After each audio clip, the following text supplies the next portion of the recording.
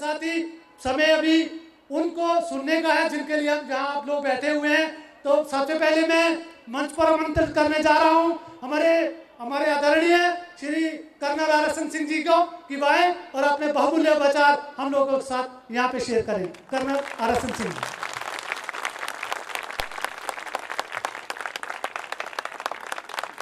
देवियों और सज्जनों, मुझे यहाँ आमंत्रित करने के लिए आपका बहुत बहुत आभार। इस इलाके को मैं बहुत अच्छी तरह से जानता हूँ। ये हमारा ऑपरेशनल एरिया होता था जब मैं बिल्कुल नया ऑफिसर बना था, तो ये सारे एरिया से मैं वाकिफ़ हूँ। मैं अपनी बात बिना विलंब के शुरू करूँगा कि जब मैं यहाँ रहा था तो यहाँ का जो बैकग्राउंड है कठुआ का, उसके बारे में मैंने कुछ अध्ययन किया और जो भी उससे ज्ञान हासिल हुआ उसका कुछ मैंने विश्लेषण किया। तो मुझे इस बात का ज्ञान हुआ कि यहाँ पे कहते हैं कि पांडव भी आए थे कठुआ में, पांडव भी आए थे और भगवान कृष्ण भी यहाँ पे आए थे। कहते हैं कि कृष्ण और जामवंत का यहीं पे जम्मू की गुफा में, अभी वहाँ पे जो गुफा है वहाँ पे उनका द्वंद्व हुआ था, युद्ध हुआ था, 28 दिन का युद्ध चला था और उसमें जामवंत जी जो हैं उनको मोक्ष प्राप्त हुआ। तो कहानी कुछ ऐसी है कि जब लंका में युद्ध हुआ तो आप सबको मालूम है कि जामवंत जी का एक बहुत बड़ा योगदान था। राम जी ने कहा कि मैं आपका बहुत कृतज्ञ हूँ, आप मुझसे कुछ वरदान मांगिए। तो उन्होंने वरदान मांगा, कहा कि मैं आपसे युद्ध करना चाहता हूँ, क्योंकि वो चाहते थे कि वो युद्ध करें और रावण की तरह उनको भी मोक्ष प्राप्त हो। तो उन्होंने कहा कि ये तो अभी संभव नहीं है, लेकिन मैं कभी न कभी भविष्य में मैं आपके साथ जरूर युद्ध करूंगा। और उसके बाद वो गुफा में चले गए और वहाँ पर उन्होंने वो तपस्या में लीन हो गए। उस दिन का इंतज़ार करने लगे जब भगवान राम फिर अवतारित होंगे और उनसे युद्ध होगा। अब हम आते हैं एक उसी इलाके में, द्वारिका के इलाके में एक राजा थे सत्रजीत। उस सत्रजीत को उन्होंने सूर्य की बहुत उपासना की और उपासना में उनको एक मणि प्राप्त हुआ और उस मणि का नाम था संयमंथका। उस मणि का नाम था। तो जब वो मणि भगवान सूर्य जब प्रसन्न होकर उनके दिए उनकी तपस्या से, तो उन्होंने कहा कि इसमें से कुछ न कुछ सोना जो मांगोगे ये इस मणि से तुमको प्राप्त होगा। तो भगवान कृष्ण सत्रजीत के पास गए, बोले तुम्हें बहुत अच्छी बात है, आपको इतनी तपस्या के बाद ये मणि मिला है, आप इसको लोक कल्याण में इसका इस्तेमाल करो। उन्होंने बात नहीं मानी, उन्होंने रख लिया, अपना जो पूजा स्थल था वहाँ रख लिया। एक दिन उनका भाई जो था प्रसेन, वो उस मणि को पहन के वो शिकार के लिए गया और वो शिकार, किसी शेर ने उस मणि को देखा और सोचा कि ये मांस का टुकड़ा है और उसको मार डाला। अब सत्रजीत को मालूम नहीं कि उसका भाई कहाँ गायब हुआ। वो कृष्ण भगवान पे शक करने लगे और उस दिन विनय चतुर्थी का दिन था। भगवान कृष्ण ने देखा कि उस दूध के ग्लास में उन्होंने चांद का प्रतिबिंब देखा और उन्होंने कहा कि हम सबको अपने कर्मों का फल मिलता है, इसलिए मेरा ये कर्तव्य बनता है कि मैं उसको जाके ढूंढ के लाऊं। तो जब वो ढूंढने गए तो उन्होंने देखा कि उसके नाखून थे, शेर के कुछ नाखून थे, दांत थे। वो उसी दिशा में वो चल पड़े और तब उनकी मुलाकात होती है एक भालू से। फिर वो भालू से युद्ध होता है, वही जामवंत है। 28 दिन तक युद्ध चला। जामवंत की जो शक्ति है वो धीरे धीरे कम होने लगी। वो उसको एहसास हो गया कि यही भगवान राम के अवतार हैं और उसने वो मणि जो है वो लौटा दिया, उनको दे दिया। फिर वो गए, शत्रुजीत को उन्होंने कहा कि ये तुम्हारे भाई के साथ ये हुआ है। अब मैं ये बात उन्होंने जब उसको लौटाया तो फिर उन्होंने कहा कि मुझसे बहुत भूल हो गई, मैंने आप पे शक किया, आप मेरी बहन से विवाह कर लीजिए सत्यभामा से, और कहा आप ये मणि भी ले जाइए। उन्होंने कहा नहीं, इस मणि का इसको तुम ही रखो। और उसके बाद उस मणि से उन्होंने अपनी पूरी प्रजा की अपार सेवा की। मैं ये कोई कहानी ये पंडित के रूप में नहीं कह रहा हूं, मैं इससे कुछ इसमें संदेश छिपा है। और सबसे पहला संदेश है कि जिस गुफा की मैंने बात की और जिस घटना की बात की, तो ये जम्मू के भी लोग, इस इलाके के भी लोग उसको क्लेम करते हैं, पोरबंदर में भी लोग मानते हैं कि वहां की गुफा में हुआ था, और मध्य प्रदेश के भी लोग उसी चीज को मानते हैं। तो सबसे पहली बात कि आप भारत की संस्कृति की निरंतरता देखिए।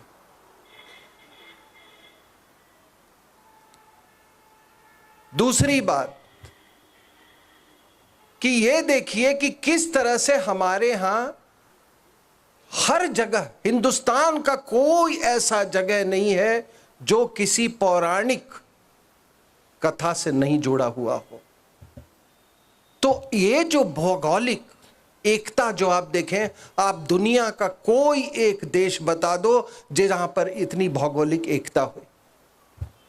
कहां जम्मू, कहां पोरबंदर, एक बिल्कुल नॉर्थ, एक बिल्कुल वेस्ट, एक सेंट्रल इंडिया में मध्य प्रदेश। तो ये निरंतरता और ये भौगोलिक एकता, ये कितनी बड़ी चीज है। ये जो लोग कहते हैं कि भारत में ये बहुत ही डाइवर्स कंट्री है, यहाँ पे विभिन्न तरह के लोग रहते हैं, इतना डाइवर्स कंट्री, दुनिया इतना ज्यादा एकता वाला राष्ट्र इस धरती पे न कभी पैदा हुआ है न पैदा होगा, क्योंकि हम अनंत काल से हैं, हम सनातनी।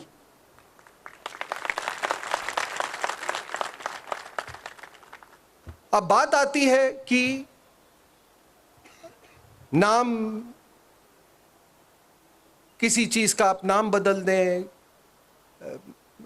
ये आप प्रयागराज को इलाहाबाद बना दें, किसी ने पटना का अजीमाबाद बना दिया था, ये तरह तरह की चीजें हुई हैं। कितने आक्रमणकारी आए, मंदिरें टूटी, हमारी आस्था के साथ हमारा सांस्कृतिक नरसंहार हुआ। लेकिन एक बात बताइए कि कोई तो नदियों का नाम नहीं बदल सका। नर्मदा, गंगा, यमुना, शबनम, शबाना, रुखसाना, तो उसका नाम नहीं कोई रख सका ना।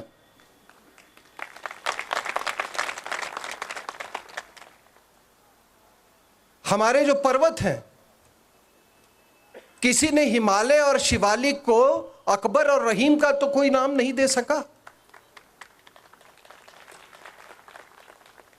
हमारे जो वृक्ष हैं, पीपल, बरगद, उसको तो किसी ने उर्दू का नाम नहीं दे सका उसको कोई। जो हमारी दिशाएं हैं, उत्तर दक्षिण पूरब पश्चिम, उसका तो कोई उर्दू नाम कोई नहीं रख सका। राम बाण होता है, अल्लाह बाण तो नहीं होता है ना।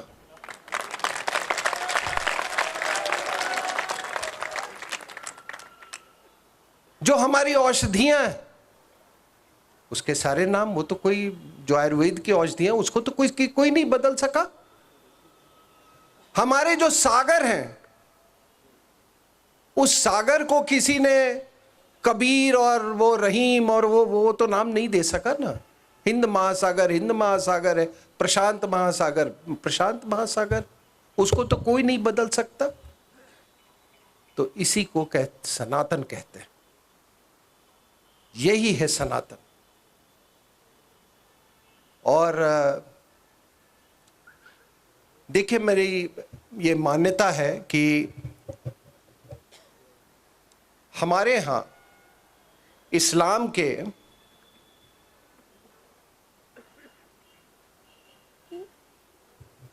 ये जिस मैंने बात किया ये मणि के बारे में, समंथका के बारे में, तो ये समंथका ही, और मेरा पूर्ण विश्वास है कि यही मणि को हम कोहिनूर बोलते हैं। क्योंकि हमें तो मालूम है कि बाबर ने इब्राहिम लोदी से लिया और फिर किस तरीके से मुगलों के पास आया, फिर उस कोहिनूर को नादिर शाह ने लूटा, नादिर शाह ले गया, फिर अहमद शाह दुर्रानी के पास आया, अहमद शाह दुर्रानी से महाराजा रंजीत सिंह के पास आया, फिर महाराजा दिलीप सिंह से कैसे, वो 10 साल के थे, उससे कैसे वो ब्रिटिश की महारानी के पास गया, और आज भी वो ब्रिटेन में ही है। लेकिन आपने कभी गौर किया है इस बात को कि वो जिसके पास भी गया उसके पास टिका नहीं। कोहिनूर को कभी खरीदा और बेचा नहीं गया। वो इसलिए नहीं टिका क्योंकि वो वैभव, गुरूर, ऐश्वर्य, इसका प्रतीक बना के लोगों ने रखा। शाहजहां अपने सिंहासन पे लगाता था, ब्रिटेन की रानी जो थी वो उसको पहनती थी, उसको तराशा गया और उसका वजन 43% कम किया गया। अब आप बताइए कि भगवान कृष्ण को तो वो मिल रहा था, वो कोहिनूर जिसको मैं समंथका कह रहा हूं, वो तो भगवान कृष्ण को वो दे रहा था सत्यजीत, लेकिन उन्होंने नहीं लिया। उन्होंने कहा कि ये लोक कल्याण के लिए इसका इस्तेमाल करो। कितनी बड़ा दर्शन और कितनी बड़ी ये हमारी सनातन की मान्यता है। क्योंकि इन लोगों ने अपने इसको गुरूर का चिन्ह रखा, इसलिए इन सब का कभी भला नहीं हुआ। उस कोहिनूर से इनका लाभ नहीं हुआ, न मुसलमानों का लाभ हुआ, न ब्रिटिश शासकों का कभी लाभ हुआ उससे, और हो भी नहीं सकता है। क्योंकि वो जो सूर्य भगवान से जो कोहिनूर जो दिया गया था, यानी कि समंथका मणि, वो भगवान का वरदान था, और उस वरदान को एक सनातनी के अलावा उसका कोई सदुपयोग नहीं कर सकता है। अभी हमारे यहां भगवान कृष्ण ने तो लौटा दिया, लेकिन बाकी मजहबों में क्या परंपरा है? हीरे जवाहरात लूटो, उसकी बांट कैसे हो, मजहब का मुखिया ही उसको लूटपाट करता था।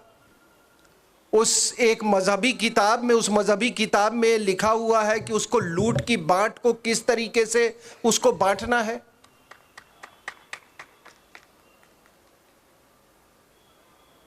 एक उसका 5वां हिस्सा मुखिया को जाएगा। अब आप दोनों की तुलना कीजिए, सनातनी सोच और मजहबी सोच, यही धर्म और मजहब में फर्क होता है। और ये जो लूट वाले जो लोग हैं, ये लूट की परंपरा वाले जो लोग हैं, वही हमारे सब कॉन्टिनेंट, इंडियन सब कॉन्टिनेंट, यानी कि भारत, बांग्लादेश, पाकिस्तान, ये पूरा जो सब कॉन्टिनेंट है, ये वही लोग हैं, उसी परंपरा के लोग हैं। और उसी परंपरा के लोग कश्मीर घाटी में रहते हैं। ये लूट वाली परंपरा के लोग, वो कृष्ण वाली परंपरा के लोग नहीं। इनको वो मनी या कोहिनूर लोक कल्याण के लिए नहीं चाहिए, इनको वो मनी चाहिए जिहाद के लिए। ये फर्क है सनातन और मजहब का। मेरा अपना मानना है कि हिंदुस्तान के जो मुसलमान हैं, उनके दो हिस्से, दो कंपोनेंट है। एक हिस्सा वो है जो कि इनके मुसलमान बनने का पहले का था। वो हिस्सा जो कि फरूक अब्दुल्ला के परिवार का राघो राम कौल के पहले के था। समझ रहे हैं, ये राघो राम कौल का वंशज है। तो एक कंपोनेंट वो है और एक कंपोनेंट पोस्ट मुसलमान, मुसलमान बनने के बाद। तो क्या है कि ये जो कंपोनेंट्स की हम बात कर रहे हैं, और इस पर बड़े गौर से आप इस पर विचार कीजिएगा कि जिस मुसलमान का जो प्री मुस्लिम जो कंपोनेंट होता है, वो अगर भारी हुआ दूसरे की तुलना में, पोस्ट कंपोनेंट के तुलना में, वो तो इंसान रहेगा। लेकिन अगर पोस्ट मुस्लिम कंपोनेंट अगर भारी हो गया तो वो इंसान से हैवान हो जाता है। और यही हुआ है आपके लश्कर तोयबा, जैश मोहम्मद, जमायत इस्लामी, ये देवबंदी, ये बरेलवी, अहले हदीस, ये सब ये हैवान की कैटेगरी में है, क्योंकि इनका जो पोस्ट मुस्लिम बनने के बाद का जो कंपोनेंट है वो कहीं ज़्यादा भारी हो गया। और जितना ये भारी होता जाएगा वो उतना ही विनाशक होगा।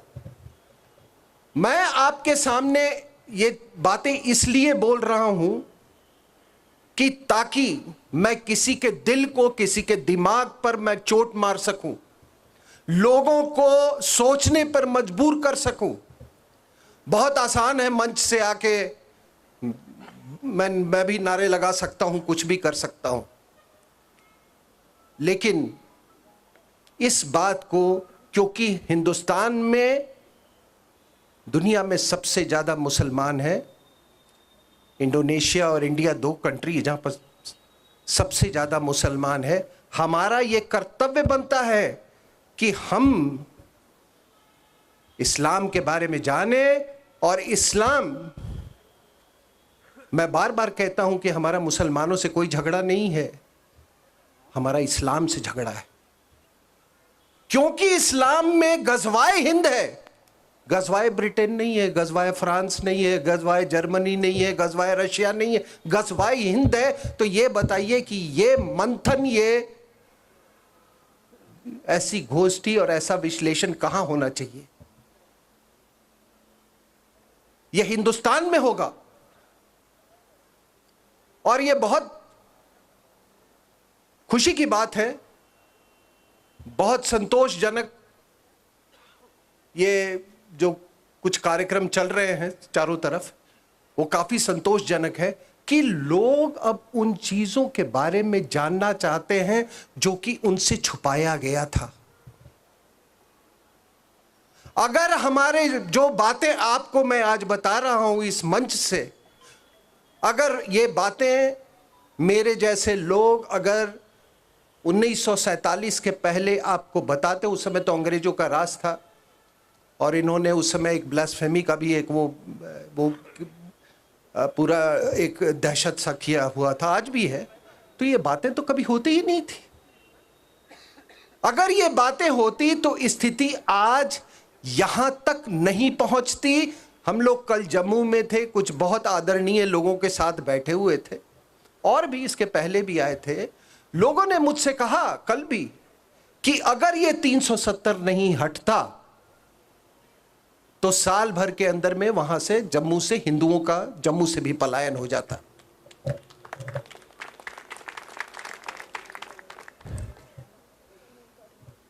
अब आप देखिए कि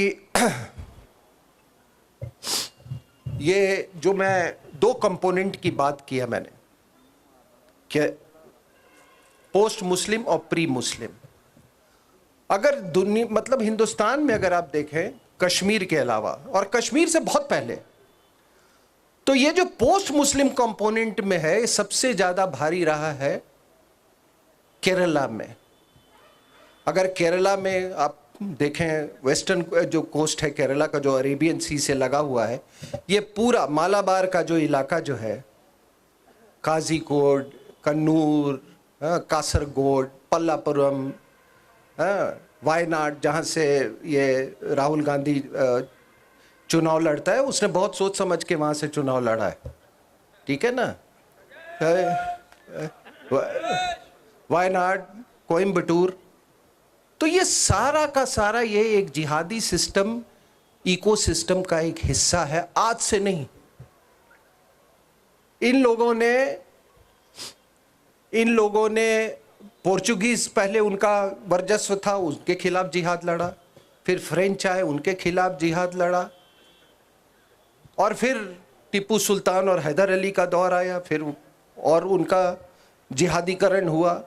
और अगर 1792 में अगर ईस्ट इंडिया कंपनी नहीं आती तो वो इलाका 100% मुसलमान हो जाता। तो इस बात, और अंग्रेजों के नीचे भी बहुत कम लोगों को मालूम है कि उन्होंने 50 बार जिहाद का ऐलान किया था। और 1921 में जो आप मोपला रिबेलियन जो जिसके बारे में आप सुनते हैं, जिसके बारे में एनी बसंत और बाबा साहब अम्बेडकर ने लिखा है, जो हिंदुओं का नरसंहार हुआ 1921 में, जिसके बारे में ना आपके प्रिय बापू ने बोला, उसके बारे में उन्होंने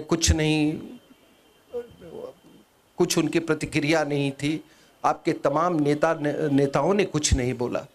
और उसी का नतीजा है आज कि आप पॉपुलर फ्रंट ऑफ इंडिया को आप देख रहे हैं, वो किस तरीके से पूरे हिंदुस्तान में फैल गया। और उसी का नतीजा है कि आज अल कायदा और बाकी इस्लामिक स्टेट जैसे संगठन केरला में आज सक्रिय हैं। अभी कोयम्बटूर में ब्लास्ट हुआ, एक जमेशा मुबीन उसका नाम था है। तो मैं यूं ही देख रहा था कि एक 98 में भी एक ब्लास्ट हुआ था, उस समय अडवाणी साहब आने वाले थे, उनको असैसिनेट करने का प्लान था। तो अगर 98 और ये देखें अभी अक्टूबर में, तो 24 साल में कोई फर्क नहीं पड़ा है। जो ऐसे बादशाह जो मास्टरमाइंड था उस समय, इस बार उसका भतीजा मास्टरमाइंड था, बिल्कुल वही नैरेटिव। तो ये 24 साल से ही नहीं, यूं अगर कहें कि ये 1400 साल से कुछ भी नहीं बदला है और न बदलने वाला है। मैंने तो आपको एक 24 साल का, क्योंकि आपके यादाश्त में वो ताजा है, तो 1400 साल में कुछ भी नहीं बदला। तभी मैं कहता हूं कि आज इस्लाम को बदलने की जरूरत है।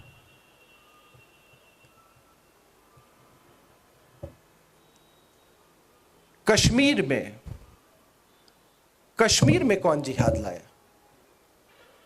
कश्मीर में जिहाद लाने वाला, अगर पिछली शताब्दी की बात करें, वो शेख अब्दुल्ला था।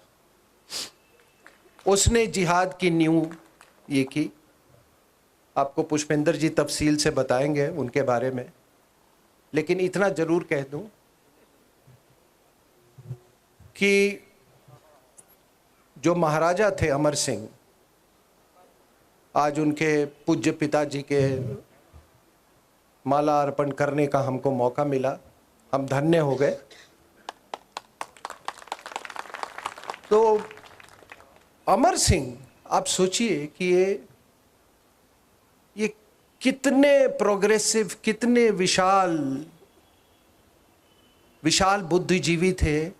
1907 में उन्होंने ये कॉलेज खोला, 1907 में। आज उसके 110 साल हुए हैं। 1911 में, सॉरी, उन्होंने खोला था। शिक्षा के प्रति इतने सजग थे उन्होंने। कितने स्कॉलरशिप बांटे, कितने लोग, मतलब कंपलसरी था, आपको मालूम है, एजुकेशन कंपलसरी था। और उन्हीं की स्कॉलरशिप में ये नालायक शेख अब्दुल्ला वहां गया था अलीगढ़ मुस्लिम यूनिवर्सिटी पढ़ने, और इसने 2 साल का कोर्स इसने एमएससी का 6 साल में किया। और फिर आके महाराजा को बोला कि मुझे तो लेक्चरर बनाओ। तो महाराजा ने कहा कि तेरे को शर्म नहीं आती है? ये 2 साल का कोर्स 6 साल में तूने किया है, और अब तू कह रहा है कि तो वो उसने फिर कोई स्कूल में इसको मास्टर बनाई है। तो वहीं से इसकी जिहादीकरण जो है, वो इसका जो जिहादी स्वरूप है, उसी समय से ये ऊपर आना शुरू हुआ। और फिर आपको मालूम है उस समय ये कम्युनिस्ट रेवोल्यूशन हुआ था सोवियत यूनियन में। तो उसी के तर्ज पे इसने रीडिंग रूम खोला, क्योंकि सारे ऑर्गेनाइजेशंस बैंड थे। तो उस रीडिंग रूम में तमाम जितने नालायक जिहादी थे वो सब मिलते थे रीडिंग रूम में। और फिर बाद में इनके साथ एक अब्दुल रशीद भी आ गया। वो अब्दुल रशीद इसका भी बाप जिहादी। और आपको सुन के हैरानी होगी कि वो अब्दुल रशीद जो था वो अहमदिया था। ये जैसे मंच से उतरे, वो चढ़ जाए मंच में। फिर इसका ट्रायल हुआ, अब इसका ट्रायल ना होने दें, जेल में ट्रायल किया गया, की व्यवस्था की गई, वहां राइट्स हो गए। ये 1929-30 की मैं बात कर रहा हूं मैं। और आज अभी 2013 में एक क्या मौलाना क्या मुफ्ती है, कोई ग्रैंड मुफ्ती बशरुद्दीन या सब क्या नाम है, उसने ये डिमांड किया भारत की सरकार से, जेएनके की सरकार से, कि अहमदिया को कृपया नॉन मुस्लिम घोषित किया जाए। तो ये जो आप देखते हैं कि किसी को नॉन मुस्लिम घोषित करना, सर तन से जुदा करना, ये कोई नई बात नहीं है। ये 1400 साल से यही चल रहा है और ये निरंतर चलता रहेगा। आपको मैं एक उदाहरण देता हूं। आप ईरान की बात कीजिए। आप ईरान 800 साल तक सुन्नी देश था। फिर एक राजा आया इस्माइल खान, उसने कुछ जियो पॉलिटिक्स के तहत, मैं उसकी गहराई में अभी नहीं जाना चाहता क्योंकि चारों तरफ सुन्नी थे, तुर्की था, ये सब ऐसे ऐसे पावर से वो घिरा हुआ था। तो उसने रातों रात हुक्म दिया कि आज से हम सब शिया बन गए। और तब उन्होंने सुन्नी की मस्जिदें भी गिराई, एबसिड जो कैलिफेट था उसकी मज़ारों को तोड़ा, उनके सारे जो भी सिंबल्स थे उनको तोड़ा। और उसने कहा कि अगर किसी कोई अभी सुन्नी दिख गया तो उसको सर तन से जुदा कर दिया जाएगा। तो इस्लाम में अगर ये आप पता लगा लीजिए, till the beginning of the 15th century Iran was a Sunni country.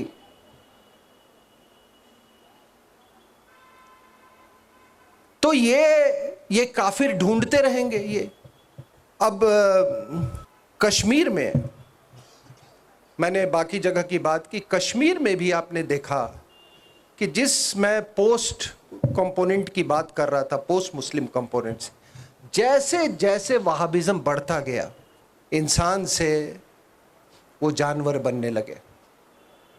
जैसे जैसे वहाबिज्म बढ़ा, जैसे जैसे पंडित जो था, टाइटल रखता था पंडित भट्ट ये, लेकिन वो बनने लगा, अरबी की तरफ जाने लगा, वैसे वैसे वहाँ पे दहशतगर्द बढ़ते चले गए। लेकिन इसी बीच में एक आपने पढ़ा होगा अखबारों में कि अभी एक काफिर और लश्कर तोयबा के जिहादियों में भारी मुठभेड़ हुई। अब आप कहेंगे कि ये नई क्या बात है, काफिर और जिहादी में तो हो ही रहा है, मर ही रहे हैं। फर्क था, फर्क इस बार ये था कि उस काफिर का नाम था जूम, और वो जूम एक कुत्ता था सिक्योरिटी फोर्सेस का। उस जूम ने लश्कर तोयबा के 2 टेररिस्ट को दबोच डाला एक ऑपरेशंस में, और उसने छोड़ा नहीं। 4 गोलियां खाई फिर भी नहीं छोड़ा उनको, और फिर सिक्योरिटी फोर्सेस ने वो 2 लश्कर तोयबा के टेररिस्ट को मार दिया।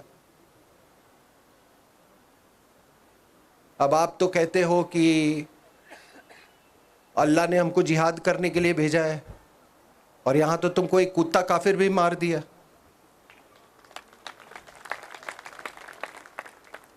और जूम ने तो कम से कम जिसका नमक खाया था उसके तरह वफादारी दिखाया।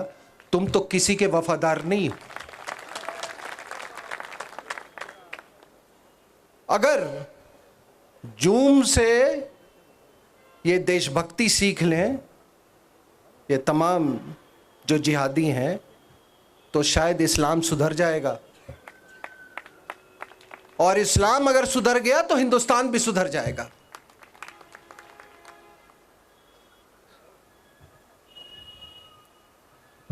अभी आप देखें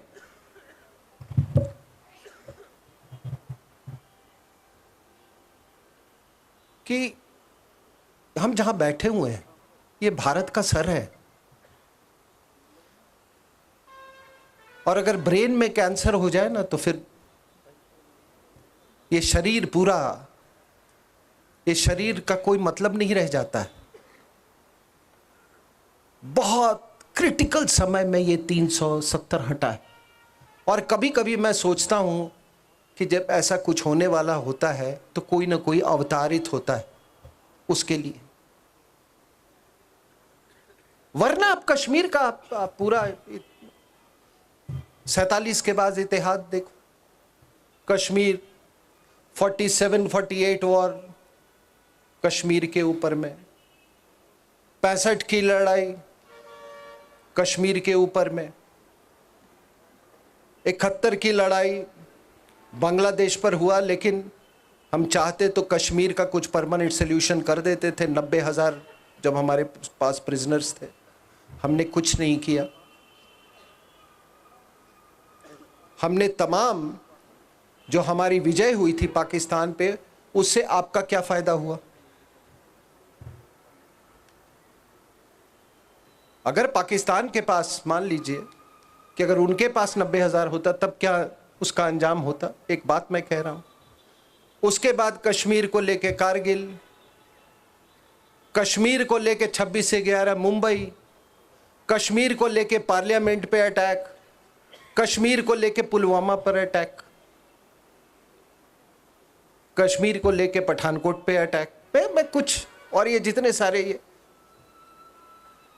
तो अभी हुआ क्या है कि कश्मीर का जिहाद, केरला का जिहाद, दिल्ली में दिल्ली का जिहाद, उत्तर प्रदेश का जिहाद, खास करके ये जो वेस्टर्न जो इलाके हैं, ये सारे जिहाद एक साथ ये शाहीन बाग में इकट्ठा हो गए और फिर उसका परिणाम हुआ दिल्ली राइट्स। अगर आज भी इस खतरे को लोग ना महसूस करें तो वो अपने दिमाग का इलाज करवा लें कहीं जाके।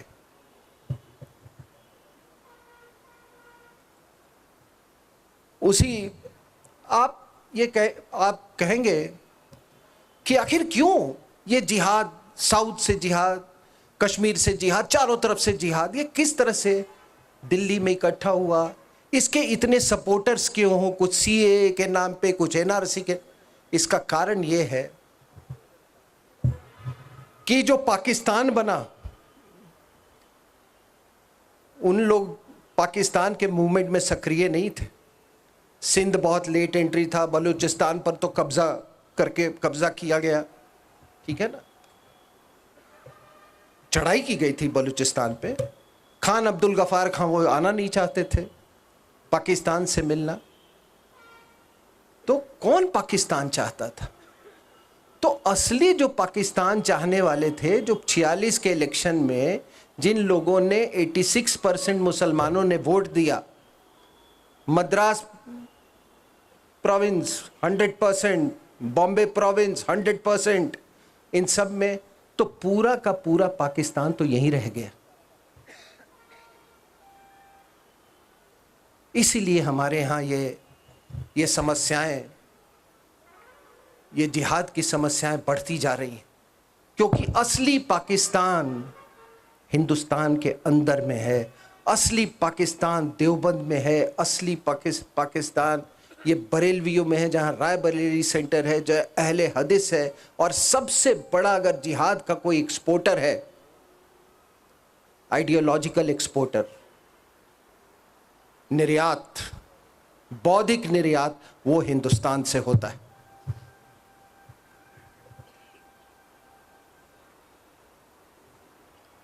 अभी बस 5 मिनट मैं और लूंगा।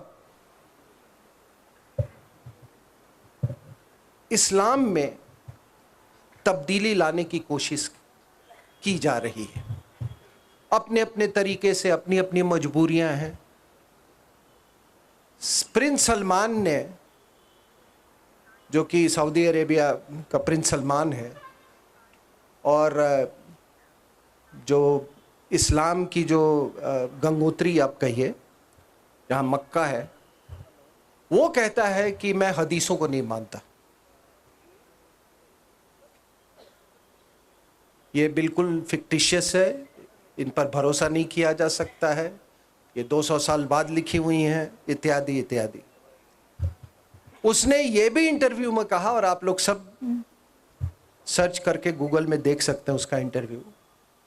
वो कहता है कि समय के साथ हमें कुरान को भी एक दूसरे नजरिए से देखना चाहिए, और उसने ये भी कहा है कि कुरान तो कहती है कि धरती चपटी है,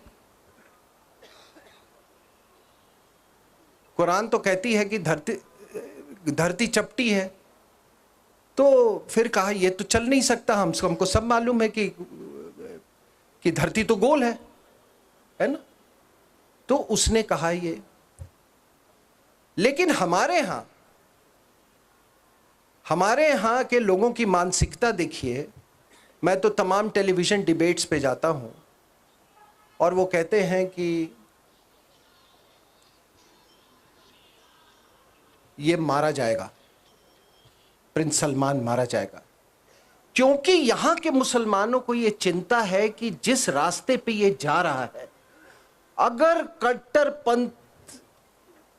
पंथ जो है वो अगर हम इस्लाम से निकल जाए तो फिर गज़वाए हिंद का क्या होगा। और इस सब कॉन्टिनेंट के मुसलमान को इस्लाम से मोहब्बत नहीं है, हिंदुओं से नफरत। तो एक तो वो बदलाव की बात कर रहा है, दूसरा चाइना कर रहा है, वो हथौड़ा मार के कर रहा है। उसने तमाम कह दिया, भाई ये युगुर मुस्लिम को दाढ़ी नहीं रखोगे, वो नहीं करोगे, नमाज नहीं पढ़ोगे, इत्यादि इत्यादि, ठीक है ना।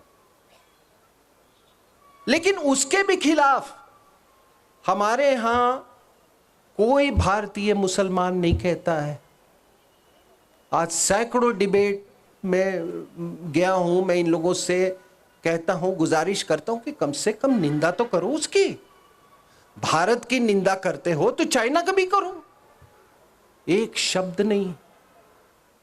वो सिर्फ इसलिए क्योंकि ये समझते हैं कि चाइना पाकिस्तान को गजवाए हिंद में मदद कर रहा है। तो इनकी आप सोच देखो इनकी। अभी आपने पढ़ा होगा कि असम में 3 स्वीडिश नेशनल पकड़ाए गए, टूरिस्ट वीजा पे आए थे। क्या कर रहे थे? धर्मांतरण, टी गार्डन में। फिर 7 जर्मन्स को वहां से वो किया गया, अभी डिपोर्ट किया गया है, वो भी टूरिस्ट वीजा पे आए थे। फिर आपके उसी दौरान जब ये पूरी तहकीकात चल रही थी तो पता चला कि बांग्लादेश से कितने लोग आए जो मौलवी हैं, वो भी टूरिस्ट वीसा में, और यहाँ मदरसों और उसमें उन्होंने पढ़ाना शुरू कर दिया। तो ये बताइए कि आखिर ये धर्मांतरण क्या होता है? आप जिस आदमी को जिसका धर्मांतरण करते हो, आप उसकी आत्मा को आप मार देते हो। और जब आप किसी की आत्मा को मार देते हो, वो आदमी कुछ भी किसी लायक नहीं रह सकता है। इसीलिए आपके कठुआ में भी 2018 में एक घटना घटी कि जहां पे 20 बच्चों को रेस्क्यू किया गया। वो किसी ऑर्फनेज के नाम पे चला रहे थे। वो हर एक आदमी जिसका धर्म परिवर्तन होता है, मान लीजिए वो सनातन का दुश्मन हो जाता है और वो हिंदुस्तान का भी दुश्मन हो जाता है। अभी आपने सुना होगा कि सुप्रीम कोर्ट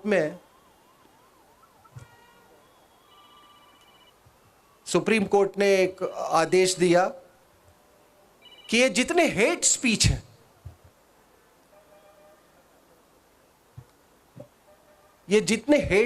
हैं, इस पर, और ये सुओ मोटो था कि इस पे पुलिस जो है वो पूरी सुओ मोटो कार्रवाई करे। अगर उसने कार्रवाई नहीं करी तो वो कंटेम्प्ट ऑफ कोर्ट उस पर लागू होगा। तो साहब एक बात बताऊं आपको कि अगर ये पूरी ईमानदारी से लागू किया जाए तो आधे मुसलमान और आधे क्रिश्चियन सलाखों के अंदर होंगे। क्योंकि अजान में क्या बोला जाता है? 5 बार अल्लाह के अलावा कोई पूजने लायक नहीं है। ये हेट स्पीच है या नहीं? जो कुतबे पढ़े जाते हैं मस्जिदों में, वो हेट स्पीच में वो आता है कि नहीं? जो संडे चर्च में, जो संडे प्रेयर्स में जो हिंदुओं के खिलाफ जो बातें बताई जाती हैं कि ये सारे नरक जाएंगे, वो हेट स्पीच है या कि नहीं? राहुल गांधी अभी केरला का भारत जोड़ो यात्रा पे था, कन्याकुमारी में आपने सब ने टेलीविजन पे देखा होगा कि एक पादरी, जॉर्ज पोनियन नाम का पादरी,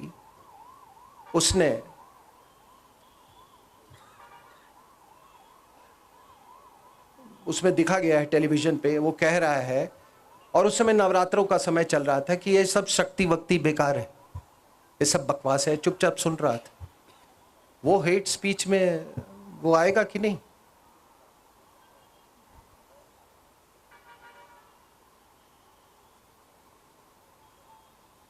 ये जो जिहादी ये मानसिकता, जिहाद केवल इस्लाम तक ही सीमित नहीं है, ये बिल्कुल जिहादी मानसिकता है। ये जो वामपंथी विचारधारा है, ये भी एक तरह की जिहादी विचारधारा है। तभी तो ये विदेशी महिला वो जाके चाइना से गुप्त रूप से एमओयू साइन करती है, तभी तो इसका पुत्र जो है वो गुप्त रूप से वो जाता है वहां पे। क्या फर्क है साहब जिहाद और ये? आप तभी तो आप जो गठजोड़ देख रहे हो ना, चीन, और बार बार वो उसके बचाव में आ जाता है जैसे मोहम्मद लश्कर तोयबा को, क्योंकि इनकी विचारधारा बिल्कुल एक जैसी है। आपने देखा शी जिनपिंग ने किस तरह से उसको उस हॉल से हु जिनटाओ को कैसे बाहर फेंकवा दिया। तो याद कीजिए ये विदेशी महिला ने किस तरीके से सीताराम केसरी को उठा के फेंकवाया था। तो ये दोनों विचारधारा एक है, और ये आपके देश के अंदर इसमें ये सक्रिय हैं। रही ड्रोन्स की बात, इस पर मैं थोड़ा सा आप लोगों को आगाह करना चाहता हूं कि देखिए, मैंने ये बॉर्डर उस समय भी देखा जब फेंसिंग नहीं था, मैंने वो इसको बाद में भी देखा जब फेंसिंग था, लेकिन आज अगर सबसे बड़ी चुनौती ये बॉर्डर को मिल रही है तो वो है ड्रोन से। एक साल के अंदर में आपके इलाके में, जम्मू में दुगनी हो गई है ड्रोन्स की एक्टिविटी की जो रिपोर्ट्स हैं। पंजाब में सीधे 64 से 186 एक साल में, और ये जब से आपकी खालिस्तानी सरकार आई है केजरीवाल की, ये गतिविधियां और बढ़ गई हैं पंजाब में। और ये एक पूरा इंडस्ट्री बन गया है। यहाँ से ड्रोन्स आते हैं, 15-15 किलो पेलोड लेके आते हैं। हैदराबाद में चाइनीज ग्रेनेड्स और कुछ हथियार मिले जो कि यहाँ आपके इलाके में ड्रॉप किए गए थे, जम्मू में।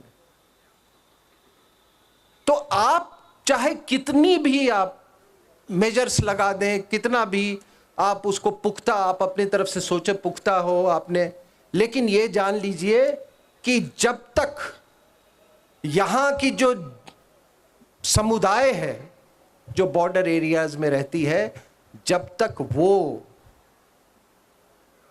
देशभक्त नहीं होगी, तब तक आप कुछ भी लगा लें, कुछ काम नहीं करेगा।